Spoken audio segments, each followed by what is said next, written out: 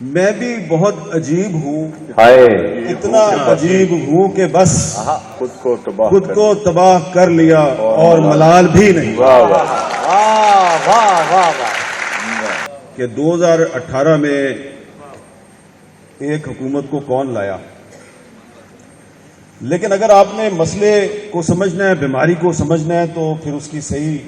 نشاندہی کرنے کے لیے آپ کو یہ بھی پتا کرنا پڑے گا کہ 2022 میں جو حکومت آئی اس کو کون لایا۔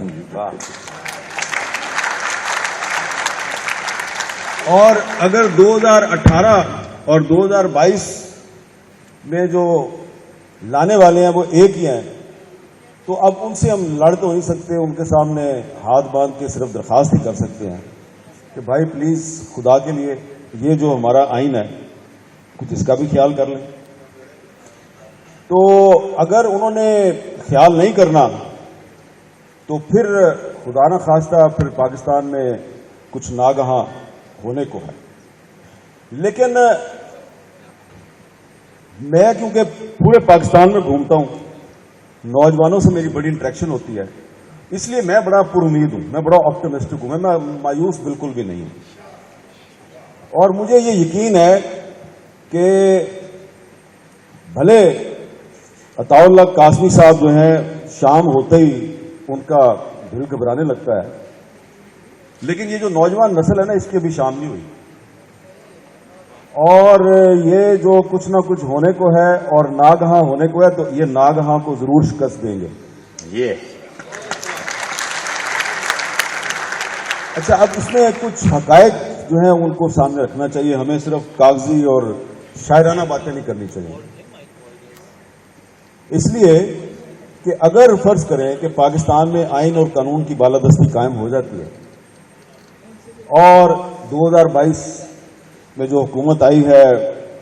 وہ کمال مہربانی کا مظاہرہ کرتے ہوئے 2023 میں الیکشن پہ راضی ہو جاتی ہے، الیکشن ہو جاتا ہے اور فیئر اینڈ فری الیکشن ہوتا ہے، تو کیا اس کے بعد بھی اس سے اگلے سال 2024 میں آپ اور میں اسی حال میں بیٹھ کے ایک سال کے بعد کیا یہی باتیں تو نہیں کر رہے ہوں گے کہ کچھ نہ کچھ ہونے کو ہے اور ناگہاں ہونے کو ہے؟ کیا الیکشن کے بعد جو بھی حکومت آئے گی کیا وہ ہمارے مسائل حل کر پائے گی؟ میرا خیال ہے کہ کر پائے گی، لیکن اس وقت دنیا میں جو حالات تبدیل ہو رہے ہیں تو صرف آئین اور قانون کی بالادستی اور صرف الیکشن سے بھی آپ کے مسائل حل نہیں ہوں گے۔ ایک بہت بڑا مسئلہ جو ہے اس کی طرف ہماری توجہ نہیں جا رہی، وہ مسئلہ بھی جو ہے اس نے پچھلے سال اپنا جلوہ دکھایا تھا۔ میں تحریک عدم اعتماد کی بات نہیں کر رہا، تحریک عدم اعتماد کے بعد ایک بہت بڑا مسئلہ آیا تھا اور وہ تھا ماحولیاتی تبدیلی۔ آپ آئین اور قانون کی بالادستی کر لیں، آپ کے معیشت بھی ٹھیک ہو جائے، آپ کے فارن ایکسچینج ریزرو بھی ٹھیک ہو جائیں، اور جولائی اگست میں ایک دفعہ پھر اگر طوفانی بارشیں شروع ہو جائیں اور آدھا پاکستان دوبارہ ڈوب جائے تو کیا کریں گے آپ؟ وہاں پہ آپ کا کون سا آئین اور قانون جو ہے وہ آپ کی مدد کرے گا؟ اور یہ جو مافیا ہے یہ اتنا مضبوط ہے کہ پاکستان کے مضبوط ترین جو ادارے ہیں ان پر تو آپ تنقید کر سکتے ہیں، لیکن ان کا نام لے لیں تو آپ کی آواز پہ بیپ لگ جاتی ہے۔ تو یہ بیپ جب ختم ہوگی تو انشاءاللہ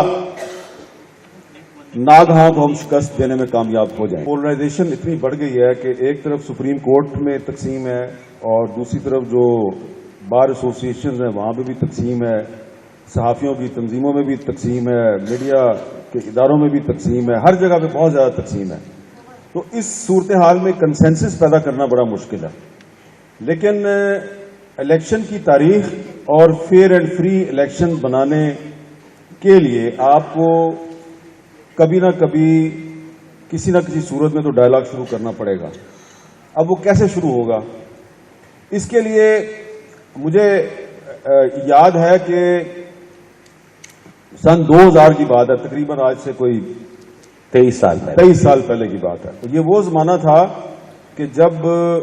مسلم لیگ نون اور پیپلز پارٹی والے جو ہیں وہ ایک دوسرے سے ویسے ہی نفرت کرتے تھے جیسی کہ آج کل پی ٹی آئی اور مسلم لیگ نون والے ایک دوسرے سے کرتے ہیں، یا پی ڈی ایم والے اور پی ٹی آئی والے ایک دوسرے سے کرتے ہیں، اور کوئی اس کا تصور نہیں تھا کہ پیپلز پارٹی اور مسلم لیگ نون میں کوئی الائنس ہو سکتا ہے، لیکن اس وقت نوابزار نصر اللہ خان صاحب موجود تھے اور ان کی کوشش سے اے آر ڈی کی صورت میں ایک الائنس بن گیا، اور پھر وہ جب الائنس بنا تو پھر نواز شریف صاحب کو باہر بھیج دیا گیا۔ لیکن جو بھی ہے وہ پہلا ایک بریک تھرو تھا پاکستان کے، جو بہت دو بڑے سٹیک ہولڈر تھے جو ایک دوسرے سے نفرت کرتے تھے، انہوں نے ایک دوسرے سے ہاتھ ملایا۔ اب اگر 2000 اور 2023 آج کی صورتحال کو سامنے رکھیں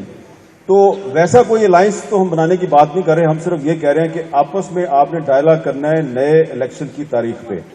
لیکن نئے الیکشن سے پہلے کوئی ماحول کو سازگار بھی تو بنانا نا آپ نے۔ الیکشن کے لیے جو سازگار ماحول ہے وہ کیسے بنے گا؟ اس کے لیے میرا یہ خیال ہے کہ جو ہیومن رائٹس کی تنظیمیں ہیں، جو کہ بڑی ویل اسٹیبلشڈ ہماری انسانی حقوق کی تنظیمیں ہیں، ان کو آگے آنا چاہیے، اور ابھی جو کچھ باقی رہ گئی ہیں کچھ وکلا کی تنظیمیں جن میں پولرائزیشن نہیں ہے، ان کو سامنے آنا چاہیے اور ایک کوارڈینیشن کرنی چاہیے تمام پولیٹیکل پارٹیز کے اندر، ان سے ملنا چاہیے۔ اس کے لیے پچھلے دنوں ایک کوشش شروع ہوئی بھی، اسلام آباد میں کچھ جو ہیومن رائٹس کی تنظیمیں ہیں انہوں نے ایک میٹنگ کی، اور وہ میڈیا میں انہوں نے اس کو پبلسائز نہیں کیا، لیکن اس میٹنگ میں جو گفتگو ہوئی میں تھوڑی سی آپ کے سامنے رکھتا ہوں کہ اگر آپ نے پاکستان میں الیکشن کے لیے ایک سازگار ماحول پیدا کرنا ہے تو 2-3 سوال بڑے اہم ہیں، اور ان سوالوں کا جواب آپ کو الیکشن سے پہلے تلاش کرنا ہے۔ 3 ایم پی او کے نام پہ جو لوگ گرفتار کیے جا رہے ہیں اور اگلے دن وہ پریس کانفرنس میں اپنی سیاسی وفاداری تبدیل کرنے کا اعلان کر دیتے ہیں، تو ایسے ماحول میں اگر الیکشن ہو بھی گیا تو اس الیکشن کی کریڈیبلٹی نہیں ہوگی۔ تو اس الیکشن کی کریڈیبلٹی کو مینٹین کرنے کے لیے ضروری ہے کہ پاکستان کو صرف اسی آئین اور قانون کے مطابق چلایا جائے جس پہ پوری قوم کا اتفاق ہے، اور اس کے لیے ہمیں ایک گرینڈ ڈائلاگ واقعی کرنا چاہیے۔